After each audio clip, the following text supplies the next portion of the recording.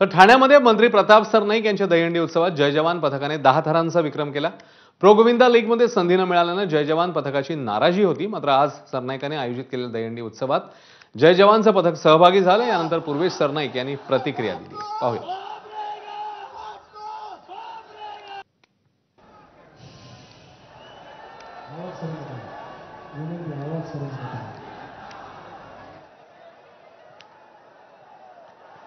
दहा थर लावले, पुन्हा तपासणी करण्यात आली की 10 थर लागलेत का, आणि अखेर तुम्ही जाहीर केलं की 10 थर लागले। काय शेवटी बघा कसं आहे, एक हा उत्सव आहे आणि उत्सवाला कुठेही गोंधळ होता कामा नये। त्यासाठी आपण सगळ्यांच्या मनाची जी इच्छा होती त्या इच्छेनुसार आपण हे 10 थराचा जो रिप्ले आहे तो या ठिकाणी लावलेला होता। बघा शेवटी थर जेव्हा आपण रचतो तेव्हा पूर्ण कडक असे हात आपण वर करत असतो।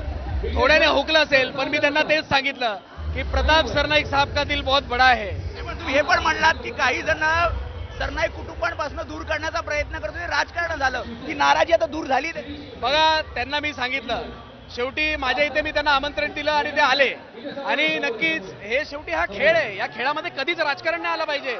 बघा देवाची इच्छा होती की सरनाईक साहेबांकडे पहिल्यांदा 9 थर लागले होते आणि आज याच सरनाईक साहेबांच्या मैदानावर 10 थर लागलेले आहेत। आणि त्यांना तेच सांगितलं की शेवटी तुम्ही खेळाडू आहात आणि खेळाडूंनी कधी राजकारणामध्ये पडायला नको ना, आणि मी आज जे काही करतोय ते फक्त माझ्या गोविंदाला मोठा करण्यासाठी करतो। कॅमेरामॅन दीपेश माझा समीप वेदांतने, बेबी माझा ठाणे।